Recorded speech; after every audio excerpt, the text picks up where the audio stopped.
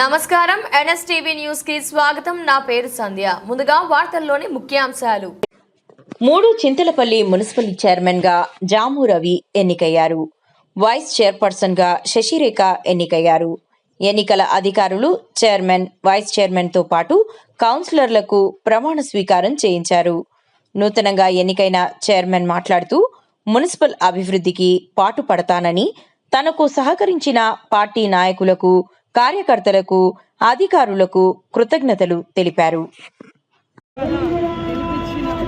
మన నాయకులందరికీ, మన ఓటు వేసిన ప్రతి ఒక్కరికి, నా కుటుంబానికి, ముఖ్యంగా నా భర్తకి నిలబెట్టినందుకు ప్రతి ఒక్కరికి నేను ఎప్పటికీ రుణపడి ఉంటాను. ఈ సంతోషంలో నేను అందరికీ చెప్తున్నాను, ప్రతి ఒక్కరి సమస్యకి ముందుగా ఉండి ఎప్పుడు అందరికీ అందుబాటులో ఉండి ఆదుకుంటానని మనస్ఫూర్తిగా చెప్తున్నాను. జై కాంగ్రెస్. భాగంగా ఉదయం 11 గంటలకి ముందుగా సభ్యులందరి ప్రమాణ స్వీకారం ఏర్పాటు చేయడం జరిగింది. 20 మంది కౌన్సిలర్లు కూడా హాజరైనారు. అందులో 8 మంది కౌన్సిలర్లు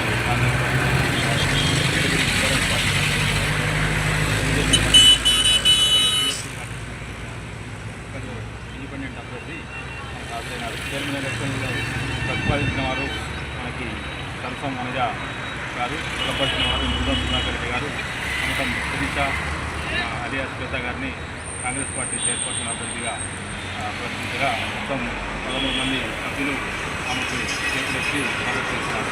అదేవిధంగా టీఆర్ఎస్ పార్టీ నుంచి చీదు వనజ గారికి చైర్పర్సన్ అభ్యర్థిగా ప్రతిపాదించిన వారు దీపక్ కుమార్ మరియు మహమ్మద్ యూసఫ్ గారు బలపడుతున్నారు. వారికి 8 మంది 7 సభ్యులు మద్దతు తెలుస్తూ చేతులెత్తినారు. అత్యధిక ఓట్లు ఉన్నటువంటి కంతం శిరీష గారిని ఆలియాబాద్ మున్సిపాలిటీ చైర్పర్సన్గా ప్రకటించడం జరిగింది.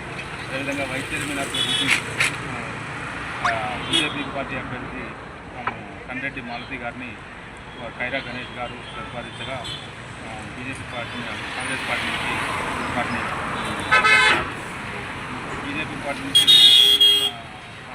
పోటీ చేసినటువంటి కండ్రెడ్డి మాలతికి వేరే వైస్ చైర్మన్ ఎవరు కూడా మనకి పోటీలో నిలబడలేదు కాబట్టి ఏకగ్రీవంగా వైస్ చైర్మన్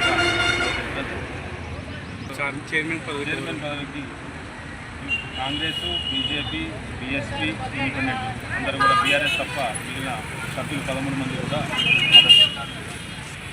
బీఆర్ఎస్ పార్టీ నుండి మల్లారెడ్డి గారు జారీ చేసినారు. అదేవిధంగా